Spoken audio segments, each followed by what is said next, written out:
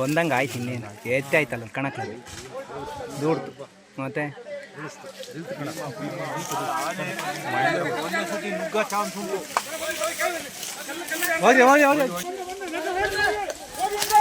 ನಮಸ್ತೆ ಸರ್. ನಮಸ್ಕಾರ. ಬಾಳೆಹೊನ್ನೂರಿನಲ್ಲಿ ಕಾರ್ಯಾಚರಣೆ ಕಳೆದ 4 ದಿವಸದಿಂದ ನಡೀತಾ ಇತ್ತು. ತಾವು ಪ್ರತಿ ದಿವಸ ಪಾಲ್ಗೊಳ್ತಾ ಇದ್ರ. ನಾನು ನಿಮ್ಮನ್ನ ಸುಮಾರು ಕಾಂಟ್ಯಾಕ್ಟ್ ಮಾಡ್ಲಿಕ್ಕೆ ಪ್ರಯತ್ನ ಪಡ್ತಾ ಇದ್ದೆ, ಆಗ್ತಾ ಇರ್ಲಿಲ್ಲ. ಸುಮಾರು ಸಮಯದಲ್ಲಿ ನೀವು ಕಾಡಲ್ಲಿ ಇರ್ತಿದ್ರ. ಏನ್ ಸರ್ ಕತೆ, ಏನು ಯಾವ ಆನೆ ಸರ್ ಅಂತ? ಅದು 18 ಬಹುಶಃ ಮಂಗಳವಾರ 17 ಇರ್ಬೋದು. 17ಕ್ಕೆ ಆ ಒಂದು ಬಾಳೆಹೊನ್ನೂರು ಅಂದ್ರೆ ಕಡುಬುಗೆರೆ, ಕಡವಂತಿ, ಆಮೇಲೆ ಹುಣಸೊಳ್ಳಿ, ಜೇನ್ಗದ್ದೆ ಮತ್ತೆ ಪುರ ಆ ಭಾಗದಲ್ಲಿ ಮಾಮೂಲಿ ಆನೆಗಳು ಇರೋ ಜಾಗ, ಅದು ಆನೆದೇ ಜಾಗ. ಅಲ್ಲಿ ಸಮುದ್ರ ಮಟ್ಟದಿಂದ 4,500 ಅಡಿ ಎತ್ತರದವರೆಗೂ ಬೆಟ್ಟಗಳಿವೆ. ಶೋಲಾ ಬೆಟ್ಟಗಳಲ್ಲ, ಆ ಬೆಟ್ಟಗಳ ಮೇಲೆಲ್ಲ ಬಂಡೆಗಳು ಮತ್ತೆ ಕಾಡು ಬೆಳೆದಿರೋದು. ಅಲ್ಲೇ ಬೆರಣಗೋಡು ಅಂತ ಒಂದು ಗ್ರಾಮ ಇದೆ, ಅಲ್ಲೂ ಭಾರಿ ಗುಡ್ಡ ಬೆಟ್ಟಗಳ ಜಾಗ. ಆ ಗುಡ್ಡ ಬೆಟ್ಟಗಳಿಗೆ 100,000 ವರ್ಷ ಆನೆದೇ ಜಾಗ. ಆ ತಳಭಾಗದಲ್ಲಿದ್ದ ಒಳ್ಳೆ ಜಾಗನೆಲ್ಲ ಕಾಫಿ ತೋಟ ಮಾಡ್ಕೊಂಡ್ರು. ಅಲ್ಲಿ ಸಿಕ್ಕಾಪಟ್ಟೆ ಒತ್ತುವರಿನೂ ಇದೆ.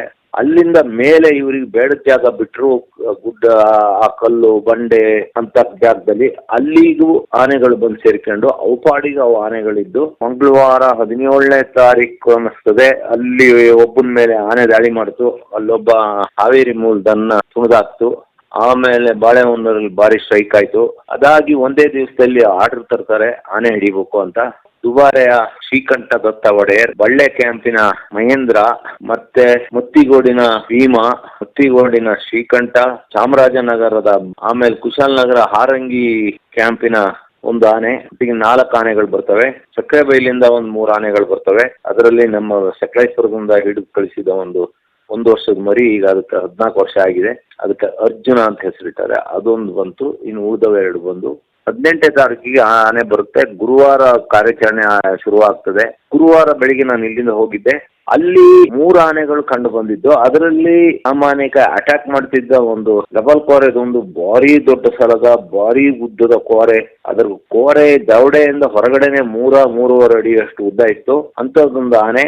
ಅವುಗಳು ಬೆಳಿಗ್ಗೆ ಅಲ್ಲಿ ಭಯಂಕರ, ನಮ್ಮಲ್ಲಿ ದಿಗ್ಗು ಅಂತೀವಿ. ದಿಗ್ಗು ಅಂದ್ರೆ ಸಿಕ್ಕಾಪಟ್ಟೆ ಕಾಡು ಕವಿದಿರ್ತದೆ, ಅದರೊಳಗೆ ಮನುಷ್ಯರು ನುಗ್ಗೋದಲ್ಲ, ಅದು ಕಾಡಾನೆ, ಅದು ಹೇಗೋ ಹೋಗ್ತವೆ ಅಷ್ಟೇ ಅಂತ ಕಾಡು. ಅದರಲ್ಲಿ 2 ಆನೆಗಳು ಗೊತ್ತಾಗಲ್ಲ. ಇನ್ನು ಒಂದು ಆನೆ, ಒಂದು ಸಿಂಗಲ್ ಕೋರೆ ಆನೆ ಅಲ್ಲೇ ಪಕ್ಕದಲ್ಲಿದ್ದ ಬಸವಳ್ಳಿಯನ್ನಲ್ಲಿತ್ತು. ಅದು ಸುಮಾರು 4,000 ಅಡಿ ಎತ್ತರದಲ್ಲಿತ್ತು. ನಾನು ಆನೆ ಇದ್ದ ಕಾಡಿನಲ್ಲಿ ಹೋಗಿ ನನ್ನ ವಾಚಲ್ಲಿರೋ ಆಲ್ಟಿಮೀಟರ್ ಅಲ್ಲಿ ನಾನು ನೋಡಿದಾಗ ಸುಮಾರು 3,900 ಅಡಿ ಎತ್ತರ ಒಂದು ಕಾಡೊಳಗಿತ್ತು. ಅದು ಬೆಟ್ಟಗಳು 4,000ಕ್ಕಿಂತ ಜಾಸ್ತಿ ಇದೆ. ಅದ್ರೊಳಗೆ ಅಲ್ಲಿ ಭಯಂಕರ ಅಪ್ಪು, ಅದು ಹತ್ತಕ್ಕೆ ಆಗ್ತಿರ್ಲಿಲ್ಲ. ಆದ್ರೆ ಆನೆ ಇತ್ತು, ಅದಕ್ಕೆಲ್ಲ ಪಟಾಕಿ ಹಾಕಿರು. ಆನೆ ಹೊರಗೆ ಬರಲಿಲ್ಲ. ಅಲ್ಲಿಗೆ ಅವತ್ತು ಕಾರ್ಯಕ್ರಮ ಮುಗೀತು. ಅವತ್ತು ರಾತ್ರಿ ಆನೆ ಹೈವೇ ದಾಟಿ ಏನು ಬಾಳೆಹೊನ್ನೂರು ಆಲ್ದೂರಿನ ಏನು ಸ್ಟೇಟ್ ಹೈವೇ ಇದೆ, ಬಲಭಾಗದಿಂದ ಎಡಭಾಗಕ್ಕೆ ಐದಳ್ಳಿ ಅನ್ನೋ ಒಂದು ವಿಲೇಜಿಗೆ ಪಲಾಯನ ಮಾಡಿತು. ಆ ಐದಳ್ಳಿ ವಿಲೇಜಿಗೆ ಅಲ್ಲಿಗೆ ಹೋದ್ರೆ ಅಲ್ಲಿಂದ ಮುಂದೆ ಸುಮಾರು 10-12 ಸಾವಿರ ಎಕರೆಕ್ಕಿಂತ ಜಾಸ್ತಿ ರಿಸರ್ವ್ ಫಾರೆಸ್ಟ್ ಇದೆ. ಅದು ಹೋಗಿ ಆಯ್ತು. ಶುಕ್ರವಾರ ನಾನು ಅಲ್ಲಿಗೆ ಹೋದೆ ಬೆಳಿಗ್ಗೆ. ಶುಕ್ರವಾರ ಬೆಳಿಗ್ಗೆ ಅಲ್ಲಿಂದ ಈ ಆನೆಗಳು ಪುರ ಅನ್ನೋ ಒಂದು ಗ್ರಾಮಕ್ಕೆ ಹೋಗಿದ್ದು. 2 ಆನೆಗಳು ಪುರದ ಹತ್ರ ಅಮ್ಮು ಬೆಟ್ಟ ಅಂತ, ಅಮ್ಮು ದೀಣೆ, ಅದ್ರ ದೀಣೆ ಅಂದ್ರೆ ಬೆಟ್ಟ ಬರುತ್ತೆ. ಅಲ್ಲಿ ಸ್ಥಳೀಯ ಭಾಷೆಯಲ್ಲಿ ದೀಣೆ ಅಂತಾರೆ. ಅಲ್ಲಿ ಈ ಆನೆಗಳಿದ್ದು. ಆಮೇಲೆ ನಾವು ಎಲ್ಲಾ ರೀತಿ ಸಕಲ ಸಿದ್ಧತೆಯನ್ನು ಮಾಡಿಕೊಂಡು ಸುಮಾರು ಕಾಡಲ್ಲಿ 3 ಕಿಲೋಮೀಟರ್ ನಡೆದು ಹೋಗಿ ಅದರನ್ನ ಆ ಕಡೆ ಇನ್ನೊಂದು ಕಾಡಿತ್ತು. ಅದೇ ಕಾಡು ಕಂಟಿನ್ಯೂ ಆಗಿತ್ತು. ಅಲ್ಲೊಂದು ರೋಬಸ್ಟ ಕಾಫಿ ತೋಟಕ್ಕೆ ಸಿಕ್ತು, ತೋಟ ಅದು. ಆಮೇಲೆ ಎಲ್ಲ ಆನೆಗಳನ್ನೆಲ್ಲ ತಿರ್ಸ್ಕೊಂಡಾಯ್ತು. ಅಲ್ಲಿಗೆ ಅಲ್ಲೊಂದು ದೊಡ್ಡ ರಸ್ತೆ, ಅಲ್ಲಿಂದ ಆ ಕಡೆ ಕಾಡು, ಈ ಕಡೆ ಕಾಫಿ ತೋಟ. ಆ ಕಾಡು ಒಂದು ಕಡೆ, ಒಂದು ಸೈಡ್ ಒಂಥರ ಜರಿ, ಇನ್ನೊಂದು ಸೈಡ್ ಇಳಿಜಾರು, ಇನ್ನೊಂದು ಸೈಡ್ ಬೆಟ್ಟ. ಆ ಕಾಡು ಅದರೊಳಗೆ ಸಿಕ್ಕಾಪಟ್ಟೆ ಬಿದಿರು ಮಣಿಕೆಗಳು. ಆಮೇಲೆ ಅಲ್ಲಿ ಫುಲ್ ಎಲೆ ಉದ್ರ ಕಾಡು, ಒಂದೇ ಒಂದು ಮರದಲ್ಲಿ ಎಲೆ ಇರ್ಲಿಲ್ಲ. ಅದೊಂದು ಭಾರಿ ಪ್ರಾಣಿಗಳು ಇರೋ ಏರಿಯಾ ಕಾಡು ಅದು. ಆ ಕಾಡೊಳಗಿತ್ತು. ಆ ಕಾಡೊಳಗೆ ನಮ್ಮ ಟ್ರ್ಯಾಕರ್ಸ್ಗಳು, ಆಮೇಲೆ ಡಾಕ್ಟ್ರು ಎಲ್ಲ ಹೋದ್ರು. ಆನೆ ಇರೋದು ಗ್ಯಾರಂಟಿನೂ ಆಯ್ತು. ಅದಕ್ಕಿಂತ ಮೊದಲು ನಾನು ಅಲ್ಲಿ ನಿಂತಾಗ ಇದ್ದಕ್ಕಿದ್ದಂಗೆ ನಮ್ಮ ಸಕ್ಕರೆಬೈಲು ಆನೆಗಳು ಏನೇನೋ ಇದ್ದಕ್ಕಿದ್ದಂಗೆ ಏನೇನೋ ಮಾಡ್ತಾ ಇದ್ದು. ಸ್ವಲ್ಪ ಉದ್ರೇಕಗೊಂಡಿದ್ದು ಯಾಕೆ ಅಂತ ನಂಗೆ ಅರ್ಥ ಆಗ್ತಿರ್ಲಿಲ್ಲ. ಅಲ್ಲಿ ಗಾಳಿ ಒಂದ್ ಸ್ವಲ್ಪ ಚಕ್ರಾಕಾರ ಸುತ್ತಾ ಇತ್ತು. ಇದಕ್ಕಿದ್ದಂಗೆ ನನಗೆ ಏನೋ ಒಂದು ವಾಸನೆ ಬರಕ್ ಶುರುವಾಯ್ತು. ಅದು ಆ ವಾಸನೆ ದುರ್ವಾಸನೆನೂ ಅಲ್ಲ, ಸುವಾಸನೆನೂ ಅಲ್ಲ, ಒಂದು ವಾಸನೆ. ನನಗೆ ಅದು ನೆನಪಿದೆ, ಅದು ಏನು ವಾಸನೆ ಅಂತ ಸಡನ್ ನೆನಪಾಯ್ತು. ಇದು ಮದ ಬಂದು ಆನೆದು ಸ್ಮೆಲ್ ಅಂತ. ನಾನು ಈ ಹಿಂದೆ ನಮ್ಮ ಆ ಭಾಗದ ಹುಡುಗನ ಕೇಳಿದ್ದೆ, ಈ ಆನೆ ಈ ರೀತಿ ದಾಳಿ ಮಾಡ್ತಾ ಇದೆ ಅಂದ್ರೆ ಅದಕ್ಕಿಂತ ಹಿಂದೆ ಒಬ್ಬನ ಸೊಂಟ ಮುರಿದಾಕಿತ್ತು. ಅದು ಅವನು ಹೋಗಿ ಒಂದು ಟ್ರೆಂಚ್ ಒಳಗೆ ಬಿದ್ದಂತೆ. ಆನೆ ಕಾಲಲ್ಲಿ ತುಣಿಯಕ್ಕೆ ನೋಡಿದೆ, ಟ್ರೆಂಚ್ ಒಳಕ್ಕೆ, ಅದ್ರ ಚಿಕ್ಕ ಟ್ರೆಂಚ್ ಅದು, ಅದ್ರೊಳಗೆ ಆ ಆನೆದು ಕಾಲು ಇಲ್ಲ. ಹಂಗಾಗಿ ಅವನು ಸೊಂಟ ಮುರಿದೋಗಿ ಬದುಕಿದ. ಅದಾದ್ಮೇಲೆ ಒಬ್ಬ ಹಾವೇರಿಯನ್ ಸಾಯಿಸ್ತು, ಇಟಾಚಿ ಮೇಲೆ ಅಟ್ಯಾಕ್ ಮಾಡ್ತು, ಇಟಾಚಿ ದಾಳಿ ಮಾಡ್ತು. ನಾನು ಕೇಳಿದ್ರೆ ಇದು ಮದ ಬರದಲ್ಲೇ ಆನೆಗಳು ಈ ರೀತಿ ದಾಳಿ ಮಾಡಲ್ಲ ಅನ್ನೋದಕ್ಕೆ ಇಲ್ಲ ಇಲ್ಲ ಇಲ್ಲ ಅದು ಮದ ಬಂದಿಲ್ಲ ಅಂದ್ರು. ಅಲ್ಲಿ ಮದ ಬಂದು ಸ್ಮೆಲ್ಲು ಹೊಡಿತು. ಅಂದ್ರೆ ಮನುಷ್ಯನ ವಾಸನೆಗೆ ಮೂಗಿನ ಸ್ಮೆಲ್ ಹಿಡಿಯೋದಕ್ಕಿಂತ ಆನೆಗಳು ಸೂಕ್ಷ್ಮ. ಆ ಅರ್ಧ ಗಂಟೆಯಿಂದ ಆ ಆನೆಗಳು ಯಾಕೆ ಹಾಗೆ ಒಂದು ರೀತಿ ಹೆದರಿದ ರೀತಿ ಕೈ ಕಡೆತಿ ಹೋಗೋದು, ಕಿವಿ ಅಗಲಿಸೋದು ಮಾಡಿದ್ದು ಯಾಕೆ ಅಂತ ಈಗ ಗೊತ್ತಾಯ್ತು ನಂಗೆ. ಅದು ಮದ ಬಂದಿದ್ದ ವಾಸನೆ ಅದಕ್ಕೆ ಬಂದಿದೆ ಆನೆಗಳಿಗೆ. ಅಲ್ಲಿ ಸ್ವಲ್ಪ ಹೊತ್ತಿಗೆ ಆನೆಗಳನ್ನ ತರಿಸ್ಕೊಂತ ಇದ್ರು. ಅದರಲ್ಲಿ ಒಳಗಡೆಗೆ ಅದು ಭಾರಿ ತಿಕ್ಕಾಗಿತ್ತು ಕಾಡು. ನಮ್ಮ ಶ್ರೀಕಂಠ ಮತ್ತೆ ಮಹೇಂದ್ರ ಆನೆಗಳು ಕಾಡೊಳಗೆ ಹೋಗ್ತವೆ, ಭೀಮನ್ ಹೊರಗೆ ನಿಲ್ಲಿಸ್ತಾರೆ. ಹೋಗಿ ಸ್ವಲ್ಪ ಹೊತ್ತಿಗೆ ಆನೆ ಗೀಳಿಡಕ್ ಶುರುವಾಗ್ತದೆ. ಗೀಳಿಟ್ಟು ಕೂಡಲೇ ನಮ್ಮ ಸಕಲೇಶ್ಪುರ ಮೂಲದ ಒಂದು ಅರ್ಜುನ ಅನ್ನೋ ಒಂದು ಮರಿನ ಹಿಂದೆ ನಾವು ಕಳಿಸಿದ್ದು, ಅದು ಕುಂತಿ ಆನೆ ಮಗ, ಸಕ್ಕರೆ ಬೈಲಿಂದು. ಅವನು ಸಿಕ್ಕಾಪಟ್ಟೆ ಉದ್ರೇಕಗೊಂಡು ಕೂಗಾಡಕ್ ಶುರು ಮಾಡ್ತಾನೆ. ಮಾವತನ್ನ ಬೀಳಿಸಿ ಅದಕ್ಕೆ ಕಾಲಿಗೆ ಬೇಡಿ ಹಾಕಿದ್ರು ಅಲ್ಲಿ ಓಡಿ ಹೋಗ್ತದೆ. ಅಷ್ಟೊತ್ತಿಗೆ ಏನಾಗ್ತದೆ, ಕಾಡಾನೆ ಸೀದಾ ಹೊರಗೆ ಬರ್ತದೆ. ಕಾಡಾನೆ ಹೊರಗೆ ಬಂದು ಎಲ್ಲರನ್ನ ಅಟ್ಟಾಡಿಸ್ತದೆ. ಒಬ್ಬ ನಮ್ಮಲ್ಲಿ ಮಣಿಯಣ್ಣನ ಹೋಗಿ ಮರ ಹತ್ತಾನೆ. ಈ ಆನೆ ಅವನು ನೇರವಾಗಿ ಆ ಮರ ಹತ್ತಿದ ಅವನ ಮರದ ಬಡ್ಡೆ ನಿಂತ್ಕೊಂಡು ಹೊಂಡ್ಲಾಕಿ ಅವನ್ನ ಎಳೆಯಕ್ ನೋಡ್ತದೆ. ಅವನು ಭಾರಿ ಚಾಕಚಕ್ಯತೆಯಿಂದ ಅವನು ಮರದ ತುದಿ ಹತ್ತಿಬಿಟ್ಟ. ಅಂದ್ರೆ ಏನ್ ನಮ್ಮ ದುಬಾರೆ ಮತ್ತಿಗೋಡು ಹುಡುಗರುಗಳು ಮರ ಹೇಗತ್ತಾರೆ ಅಂದ್ರೆ ಅವ್ರು ಮಂಗಗಳಕ್ಕಿಂತ ಸ್ಪೀಡಾಗಿ ಮರ ಹತ್ತಾರೆ. ಹಾಗಾಗಿ ಅವ್ರು ಉಳ್ಕೊಂಡ್ರು. ನಮ್ಮ ಲೋಕಲ್ ಇಲ್ಲಿ ಹುಡುಗರಾದ್ರೆ ಆನೆಗೆ ಬಲಿ ಆಗ್ತಿದ್ರು. ಆಮೇಲೆ ಅದ್ರ ಒಳಗಡೆ ಕಾಡು ಒಳಗಿದ್ದ ನಮ್ಮ ಆಲ್ದೂರು ವಲಯದ ಫಾರೆಸ್ಟ್ ಒಬ್ಬನ ಮೇಲೆ ಅಟ್ಯಾಕ್ ಮಾಡ್ತದೆ. ಅವ್ರು ಹೇಗೋ 99.5% ಅಲ್ಲಿ ಹೆಂಗೋ 5% ಅಲ್ಲಿ ಉಳ್ಕೊಂತಾರೆ. ಅದಾದ್ಮೇಲೆ ನಮ್ಮ ಮತ್ತೆ ಹೊರಗೆ ಬರ್ತದೆ. ಅಷ್ಟೊತ್ತಿಗೆ ಇನ್ನೊಬ್ಬ ಹುಡುಗನ ಮೇಲೆ ಅಟ್ಯಾಕ್ ಮಾಡಕ್ ಹೋಗ್ತದೆ. ಅವನ ಕೈಯಲ್ಲಿ ಒಂದು ಹಗ್ಗ ಇತ್ತು. ಅದೆಂತಕ್ಕೋ ಆನೆಗೆ ಇದಕ್ ಕಟ್ಟಕ್ಕೆ ಅಂತಲೇನೋ ಒಂದು ಬೆರಳು ದಪ್ಪದ ಹಗ್ಗದ ಒಂದು ಸಿಂಬಿ ಸುತ್ತಿಟ್ಕೊಂಡಿರ್ತಾನೆ ಕೈಯಲ್ಲಿ. ಅದು ಆನೆ ಬಂದ್ ಕೂಡ ಅದನ್ನ ಬಿಸಾಕಿ ಓಡಿದ ಕೂಡ ಆನೆ ಅವನ್ ಬಿಟ್ಟು ಆ ಹಗ್ಗದ ಮೇಲೆ ದಾಳಿ ಮಾಡ್ತದೆ. ಅಷ್ಟೊತ್ತಿಗೆ ಅವನು ಅಲ್ಲಿಂದ ಓಡಿ ತಪ್ಪಿಸ್ಕೊಳ್ತಾನೆ. ಆಮೇಲೆ ನಮ್ಮ ಶಾರ್ಪ್ ಶೂಟರ್ ಡಾಕ್ಟ್ರು ಮೇಲೆ ದಾಳಿ ಮಾಡ್ತದೆ. ಡಾಕ್ಟರ್ ಮೇಲೆ ಅದು ದಾಳಿ ಮಾಡ್ತದೆ. ಅವರು ಸ್ವಲ್ಪದಲ್ಲಿ ಉಳ್ಕೊಂತಾರೆ. ಮತ್ತೆ ಕಾಡೊಳಗೆ ಹೋಗ್ತದೆ. ಇನ್ನೊಂದು ಆನೆ ಇತ್ತು. ಆ ಆನೆಗೆ ಅದು ಪ್ರೊಟೆಕ್ಷನ್ ಕೊಡ್ತಾ ಇರ್ತದೆ. ಕಾಡೊಳಗೆ ಎಷ್ಟದಿ ನಮ್ಮ ಮಾವತರು ಏನ್ ಮಾಡ್ತಾರೆ, ಹಿಂದೆ ಎಲ್ಲ ಒಂದ್ ಸ್ವಲ್ಪ ಅರ್ಜುನನ ಕರ್ಕೊಂಡು ಹೋಗಿ ಕಾರ್ಯಾಚರಣೆ ಮಾಡಿದಾಗ ಅಲ್ಲೇ ಒಂದ್ ಸ್ವಲ್ಪ ಅರ್ಜುನನ ಮೇಲೆ ದಾಳಿ ಮಾಡಿತ್ತು. ಆವಾಗ ಅದನ್ನೆಲ್ಲ ನೆನಪು ಮಾಡ್ಕೊಂಡು ನಮ್ಮ ಮಾವತರುಗಳು ಏನ್ ಮಾಡ್ತಾರೆ, ಶ್ರೀಕಂಠ ಮತ್ತೆ ಮಹೇಂದ್ರನ ಒಟ್ಟೊಟ್ಟಿಗೆ ನಿಲ್ಲಿಸ್ತಾರೆ, ಮುಖ ಎದುರು ಮಾಡಿ. ಆ ಆನೆ ಬರುತ್ತೆ, ಬಂದು ಇದನ್ನ ನೋಡ್ಕೊಂಡು ಎರಡು ಆನೆಗಳನ್ನ ನೋಡಿ ಹೆದರಿ ಮತ್ತೆ ಆ ಕಡೆಗೆ ಓಡುತ್ತೆ. ಅದು ಒಂದು ಭಯಂಕರ ಆನೆ. ಸುಮಾರು ಇವತ್ತೇನೋ ಚಿಕ್ಕದಾಗಿ ಕಾಣ್ತಾ ಇತ್ತು, ಯಾಕೆಂದ್ರೆ ಅದು ಇಂಜೆಕ್ಷನ್ ಎಲ್ಲ ಹೊಡೆದು ಅದೊಂಥರ ಬಾಡಿ ಸಿಂಕ್ ಆದಂಗಾಗಿತ್ತು. ಅದ್ರ ಕೋರೆಗಳು 3 ಅಡಿಗಿಂತ ಮುಂದೆ ಇದ್ದು. ಎಲ್ಲಾರ ಅವತ್ತು ನಮ್ಮ ಮಕ್ಕಳು ಸಾಕಿನ ಆನೆ ಹತ್ರ ಏನಾರು ಫೈಟ್ ಮಾಡಿದ್ರೆ ಜೊತೆಗೆ ಅದಕ್ಕೆ ಮದನೂ ಬಂದಿತ್ತು. ಮದ ಬಂದ ಆನೆಗಳಿಗೆ ಮಾಮೂಲಿ ಆನೆಗಿಂತ ಒಂದು 4 ಪಟ್ಟು ಶಕ್ತಿನೂ ಇರ್ತದೆ, ಧೈರ್ಯನೂ ಇರ್ತದೆ, ಸಿಟ್ಟು ಇರ್ತದೆ. ಆದ್ರೆ ಮದ ಬಂದ ಆನೆಗೆ ಮದ ಬರದಿಲ್ಲದ ಆನೆ ಮುಖ ಕೊಟ್ಟು ಅದು ನಿಲ್ಲೋದಿಲ್ಲ. ಅವಾಗ ಎಲ್ಲಾರ ಸಿಂಗಲ್ ಆನೆ ಸಿಕ್ಕಿದ್ರೆ ಒಂದು ಆನೆ ಏನಾರ ಮುಗಿಸಿ ಬಿಡ್ತಿತ್ತು. ಇಲ್ಲ ಅಂದ್ರೆ ನಮ್ಮ ಕಡೆಯವ್ರನ್ನ ಒಂದ್ 2-3 ಜನ ಡಾಕ್ಟ್ರು ಅವ್ರ ಮೇಲೆ ಅಟ್ಯಾಕ್ ಮಾಡ್ತಿತ್ತು. ಅಂತೂ ಎಲ್ಲರೂ ಬಚಾವಾಗಿ ಬಂದ್ರು. ಅದು ಏನ್ ಜಾಸ್ತಿ ಓಡಿರ್ಲಿಲ್ಲ. ನಾನ್ ನಿಕ್ಕಲ್ಲಿಂದ ಒಂದು 50 ಮೀಟರ್ ದೂರದಲ್ಲಿ ಕಾಡೊಳಗೆ ನಿಂತ್ಕೊಂಡು ಬೀಳಿಡ್ತಾ ಇತ್ತು. ನಮ್ಮ ಹುಡುಗರೆಲ್ಲ ಮರ ಹತ್ತಿದವರು ತೋರಿಸ್ತಾ ಇದ್ರು, ಇಲ್ಲೇ ನಿಂತಿದೆ ಮದ ಇಳಿತಾ ಉಂಟು ಅಂತ. ಇಷ್ಟೆಲ್ಲ ಅದರದ ಪರಾಕ್ರಮ ತೋರಿಸ್ತು. ನಂಗೆ ಆನೆ ಬಗ್ಗೆ ಏನೋ ಒಂಥರ ಖುಷಿನೂ ಆಯ್ತು. ಹಬ್ಬ, ಇಂಥದ್ದೊಂದು ಆನೆ ಇಲ್ಲಿ ಇದೆಯಲ್ಲ ಅಂತ. ಯಾಕಂದ್ರೆ ಈ ಭಾಗದಲ್ಲಿ ಇಂಥ ಒಂದು ತಾಕತ್ತು ಸಾಮರ್ಥ್ಯ ಇರೋ ಆನೆ ನಾನು ಎಲ್ಲೂ ನೋಡಿರ್ಲಿಲ್ಲ. ನಮ್ಮ ಭೀಮನ್ ಬಿಟ್ರೆ, ನಮ್ಮ ಸಕಲೇಶ್ಪುರದ ಭೀಮನ್ ಬಿಟ್ರೆ. ಆಮೇಲೆ ಅಷ್ಟೊತ್ತಿಗೆ ಎಲ್ಲ ಬಂದು ಹೊರಗೆ ಬಂದಾಯ್ತು. ಆನೆಗಳನ್ನೆಲ್ಲ ಕರ್ಕೊಂಡು ಆಯ್ತು. ಆಮೇಲೆ ಡಾಕ್ಟರ್ ಹೇಳಿದ್ರು, ಡಾಕ್ಟರ್ಗೆ ಯಾರ್ದೋ ಒಂದು ಫೋನ್ ಬಂತು. ಡಾಕ್ಟರ್ ಅಂದ್ರು ಇಲ್ಲ ಹಿಡಿಯಕ್ಕೆ ಸಾಧ್ಯ ಇಲ್ಲ, ಅದನ್ನ ಹಿಡಿಯಕ್ಕೆ ಹೋದ್ರೆ ನಾವು ಯಾರನ್ನಾರ ಕಳ್ಕೋಬೇಕಾಗ್ತದೆ, ಬೇಡ, ಜೊತೆಗೆ ಮದ ಬಂದಿದೆ, ಮಾನೇನು ಹೊಡೆದಾಗ್ತದೆ, ನಾವು ಒಳಗಡೆ ಹೋದ್ರೆ ಕಾಣಂಗಿಲ್ಲ ಅಂತ ಹೇಳಿ ಸೀದಾ ವಾಪಸ್ ಬಂದು ಅಲ್ಲಿಂದ 2 ಕಿಲೋಮೀಟರ್ ದೂರದಲ್ಲಿ ಜೇನ್ಗದ್ದೆ ಅಂತ ಅಲ್ಲಿ ಆನೆ ಕ್ಯಾಂಪ್ ಇದ್ದಿದ್ದು. ಮತ್ತೆ ಡಾಕ್ಟ್ರಿಗೊಂದು ಎಲ್ಲಿಂದಲೋ ಒಂದು ಫೋನ್ ಬಂತು, ಅವರಿಗೊಂದು ಒತ್ತಡ ಬಂತು, ಹೋಗಿ ಒಂದು ಅದನ್ನ ಹಿಡಿಯಕ್ಕಾಗದಿದ್ರು ಒಂದು ರೇಡಿಯೋ ಕಾಲರ್ ಹಾಕಿ ಅದ್ರ ಜೊತೆ ಇರೋದಕ್ಕೆ ಅಂತ ಮತ್ತೆ ಹೋಗಿ ಅಷ್ಟೊತ್ತಿಗೆ ಆನೆಗಳು ಸಾಮಾನ್ಯಕ್ಕೆ ದಿನದ 24 ಗಂಟೆಯಲ್ಲಿ 16 ಗಂಟೆ ಆಹಾರ ಹುಡ್ಕದೇ ಆಗ್ತದೆ. ಯಾಕಂದ್ರೆ 200-205 kg ಒಂದು ಆನೆಗೆ ಆಹಾರ ಬೇಕು. ಜೊತೆಗೆ ದನಗಳಂಗೆ ಎಲ್ಲ ಸಿಕ್ಕಿದ ಹುಲ್ಲ ತಿನ್ನೋದಲ್ಲ, ಅವಕ್ಕೆ ಇಷ್ಟ ಆದ ಆಹಾರ ಬೇಕು. ಹುಡುಕಿ ತಿನ್ನದೆ 16 ಗಂಟೆ ಆಗ್ತವೆ. ಒಂದು ಆನೆ ಆ 16 ಗಂಟೆಯಲ್ಲಿ ಒಂದು 200-205 kg ಫುಡ್ ಹುಡುಕಕ್ಕೆ ಕಡಿಮೆ ಅಂದ್ರೆ 10 ಕಿಲೋಮೀಟರ್ಗಿಂತ ಜಾಸ್ತಿ ಅಲ್ದಾಡ್ತದೆ. ಅಷ್ಟೇ ಅಲ್ಲ, ಒಂದು 4 ಗಂಟೆ ನಿದ್ದೆ ಮಾಡಿದ್ರೆ ಇನ್ನೊಂದು 4 ಗಂಟೆ ಅವುಗಳದ್ದು ಬೇರೆ ಏನಾರ ಚಟುವಟಿಕೆಯಲ್ಲಿ ಇರ್ತವೆ. ಅಷ್ಟೊತ್ತಿಗೆ ಆನೆಗೆ ನಿದ್ದೆ ಎಲ್ಲ ಮುಗಿದು ಆನೆ ಮೂವ್ ಆಗಕ್ಕೆ ಶುರು ಆಯ್ತು. ಅದೊಂದು ಭಯಂಕರ ಕಾಡುಗಳು, ಅಲ್ಲಿ ಇರೋ ಕಾಡುಗಳು ಎಲ್ಲ ಭಯಂಕರ ಕಾಡುಗಳು, ಬಂಡೆಗಳು, ಇಳಿಜಾರುಗಳು. ಆನೆ ಎಲ್ಲಾರ ಹೊಡೆದು ತಲೆ ಕೆಳಗಾಗಿ ಬಿದ್ರೆ ಆನೆ ಸತ್ತೇ ಹೋಗ್ತವೆ.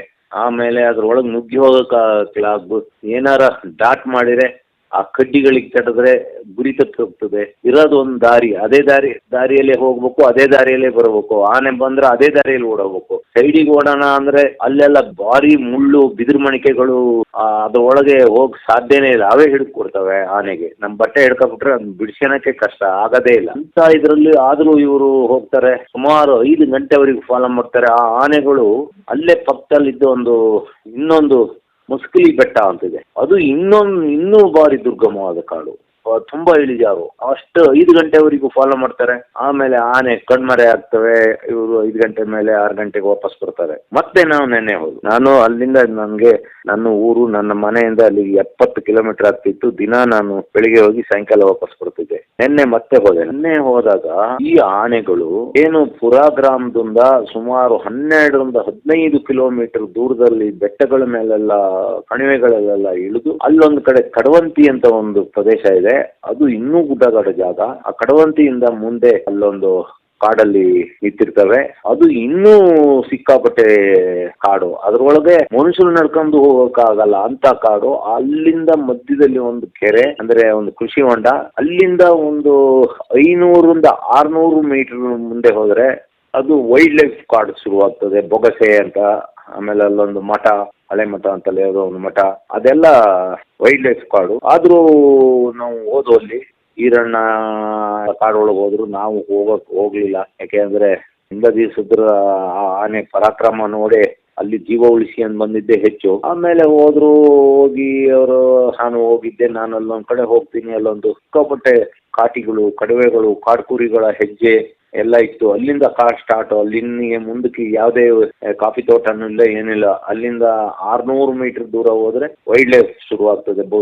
ಅದು ಹುತ್ತೋಡಿ ವೈಲ್ಡ್ ಲೈಫ್ ಇದಕ್ಕೆ ಹತ್ರ ಅಲ್ಲಿ ಬರುತ್ತೆ. ಅಲ್ಲಿ ನೋಡ್ತೀನಿ, ಒಂದ್ ಕಡೆ ಒಂದು ದೊಡ್ಡದೊಂದು ಹುಲಿ ಹೆಜ್ಜೆ ಇತ್ತು. ಅಂದ್ರೆ ಅಲ್ಲಿ ಆ ಭಾಗದಲ್ಲಿ ಹುಲಿಗಳು ಮಾಮೂಲಿ. ಹೀಗೆ ನಾವೆಲ್ಲ ಒಂದ್ ಕಡೆ ಸೇರ್ಕೊಂಡು ಆಮೇಲೆ ಅಷ್ಟೊತ್ತಿಗೆ ನಮ್ಮ ಈರಣ್ಣ ಒಂದು ಸುದ್ದಿ ತಂದ, ಇಲ್ಲ ಸರ್ ಬರೀ ಆನೆ ಅದ್ರೊಳಗೆ ಕಾಣದೇ ಇಲ್ಲ, ಅಲ್ಲೆಲ್ಲೋ ಸ್ವಲ್ಪ ಮಣ್ಣು ಹಾಕ್ಯಣದು ಒಂದ್ ಸ್ವಲ್ಪ ಕಾಣ್ತಷ್ಟೇ. ಅವುಗಳು ಆ ಕಡೆ ಬೊಗಸೆ ಅಂತ ಉಂಟಲ್ಲ, ವೈಲ್ಡ್ ಲೈಫ್ ಆ ಭಾಗಕ್ಕೆ ಹೋಗ್ತಾ ಇದಾವೆ, ನಡ್ಕೊಂಡು ಹೋಗಿ ಆಯ್ತು ಅಂತ ನಾವು ಅಲ್ಲಿಂದ ಎಲ್ಲ ಕ್ಲೋಸ್ ಮಾಡಿ ವಾಪಸ್ ಬಂದು. ಆಮೇಲೆ ಅದು ಏನು ಪುರಾ ಹಿಂದೆ ನಾನು ಏನು ಅಮ್ಮೋದಿನೇ ಅನ್ನಲ್ಲ, ಅಲ್ಲಿಂದ ಅದೇ ನಮ್ಗೆ ಶುಕ್ರವಾರ ಅಟ್ಯಾಕ್ ಮಾಡಿತ್ತಲ್ಲ, ಅಲ್ಲಿಗೆ ಸುಮಾರು 12-15 ಕಿಲೋಮೀಟರ್ ದೂರ. ಅದು ಒಂದೇ ರಾತ್ರಿ ಹೋಗಿದ್ದು ಆನೆಗಳು. ಈ ಆನೆಗಳು ಹೋದು ಈ ಭಾಗದಲ್ಲಿ ಇನ್ನು ಆನೆನೇ ಇಲ್ಲ ಅಂತ.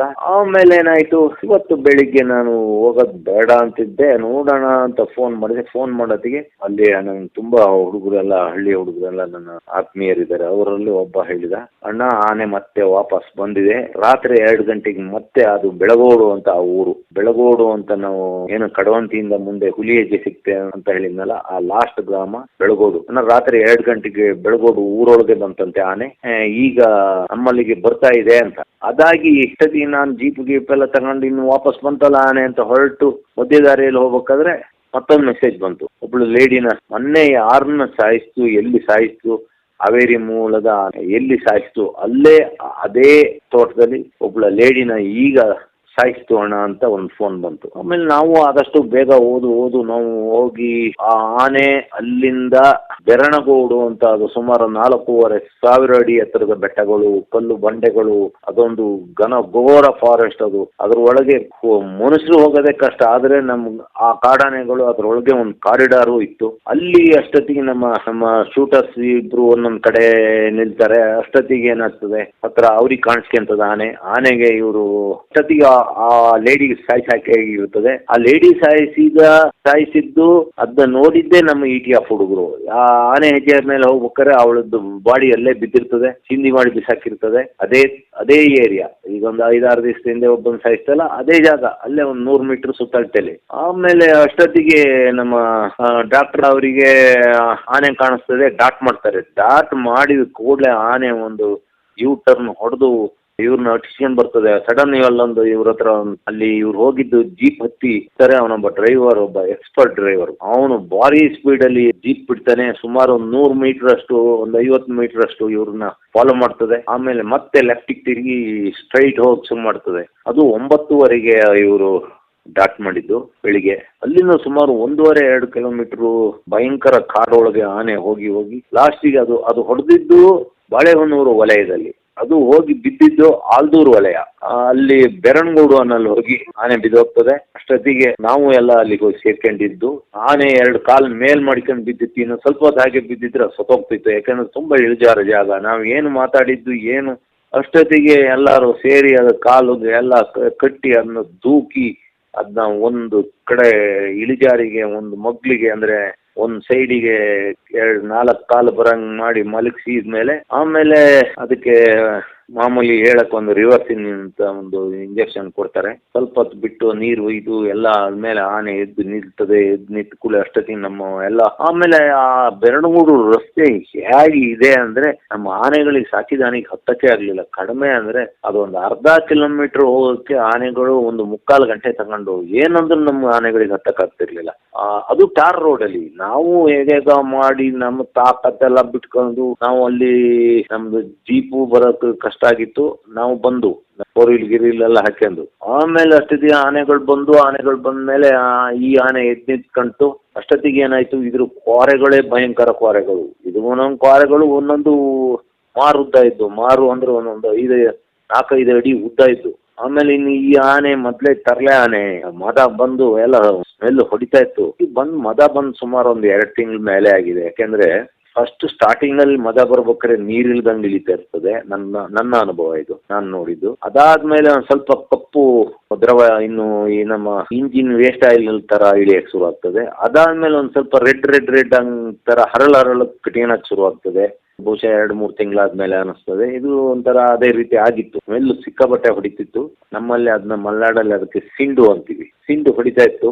ಆಮೇಲೆ ಅಷ್ಟೊತ್ತಿಗೆ ಎಲ್ಲ ಕಡ್ದು ಮಾಡಿ ಎಲ್ಲ ರಸ್ತೆ ರೆಡಿ ಮಾಡಿ ಎಲ್ಲ ಮಾಡಿ ಆಮೇಲೆ ಆನೆ ಎದ್ದು ನಿಂತಾದ್ಮೇಲೆ ಅಲ್ಲಿಂದ ರಸ್ತೆಗೆ ತುಂಬಾ ಬಂಡೆಗಳ ಮೇಲೆ ಬರ್ಬೇಕಿತ್ತು. ಆನೆ ಬಿದ್ದೋಗ್ಬಿಡ್ತು ಮಧ್ಯದಲ್ಲಿ. ಆನೆ ಬಿದ್ದೋಗಿ ಅದ್ರ ಕುತ್ತಿಗೆ ಹತ್ರಕ್ಕೆ ಒಂದು ಮರ ಅಡ್ಡ ಬಂದು ಆಮೇಲೆ ಆ ಮರ ಕುಯ್ದು ಎಳೆದು ಆಮೇಲೆ ನಮ್ಮ ಆನೆಗಳು ಭಾರಿ ಕೆಲಸ ಮಾಡಿದಲ್ಲಿ. ಅಷ್ಟೊತ್ತಿಗೆ ಭೀಮಾ, ಆಮೇಲೆ ಏನಾಗ್ತದೆ, ನಮ್ಮ ಮಹೇಂದ್ರ ಆನೆ ಮಂಡಿ ಅಲ್ಲಿ 4 ಕಾಲು ಇಟ್ಕೊಂಡು ನಿಲ್ಲದೇ ಕಷ್ಟ. ಆದ್ರೂ ಮಂಡಿ ಕೊಟ್ಟು ಆ ಡೌನ್ ಅಲ್ಲಿ ಆನೆ ಎತ್ತಾನೆ, ಮಹೇಂದ್ರ ಎತ್ತಾನೆ. ಆ ಕಾಡಾನೆನ ಎತ್ತಿ ನಿಲ್ಸಿ ಮತ್ತೆ ಎಳ್ಕ ಬಂದ್ಮೇಲೆ ಮತ್ತೆ ಇನ್ನೊಂದ್ ಕಡೆ ನುಗ್ಗಸ್ ಮಾಡ್ತದೆ. ಅಷ್ಟೇ ಸಕ್ಕರೆ ಬೈಲ್ ಆನೆಗಳು ಹೆದರಿಬಿಟ್ಟು ಎದ್ರೋದು ಅಂದ್ರೆ ಇದ್ರ ವಾಸನೆ ಬರ್ತಾ ಇತ್ತಲ್ಲ, ಮದ ಬಂದಿದ್ದು ವಾಸನೆ, ಸಿಂಡು. ಆಮೇಲೆ ಏನಾಯ್ತು, ಎಳ್ಕೊಂಬಂದು ಅದ್ರ ಒಳ್ಳೆ ಪ್ಲೇಸಿಗೆ ಬಂದಿತ್ತು.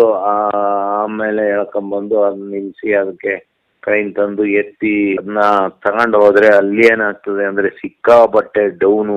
ಲಾರಿ ಬರ್ಬೇಕಾದ್ರೆ ಹೆಂಗೋ ಹತ್ತಿ ಬಂತು. ಆ ಡೌನ್ ಅಲ್ಲಿ ಆ ಲಾರಿ ಬ್ರೇಕ್ ಹಿಡಿತಿರ್ಲಿಲ್ಲ, ಜಾರಿ ಹೋಗಿ ಶುರು ಆಯ್ತು. 1-2-3 ಸತಿ ಕಾಫಿ ತೋಟಕ್ಕೆ ಹೋಗಿ ಆಗಿತ್ತು. ಆನೆ ಸಹಿತ ಹೋಗಿ ಲಾರಿ ಬಿದ್ದೋಗಕ್ಕಾಗಿತ್ತು. ಅಷ್ಟೊತ್ತಿಗೆ ನಮ್ಮ ಕ್ರೈನಿಂದ ಲಾರಿಗೆ ಒಂದು ಬೆಲ್ಟ್ ಹಾಕಿ, ಟೋ ಬೆಲ್ಟ್ ಹಾಕಿ ಅಲ್ಲಿಂದ ಇದರಲ್ಲಿ ಎಳೆದು ಸುಮಾರು 1 ಕಿಲೋಮೀಟರ್ ಇಳಿಸ್ಬೇಕಾದ್ರೆ 1.5-2 ಗಂಟೆ ಟೈಮ್ ತಗಂತು.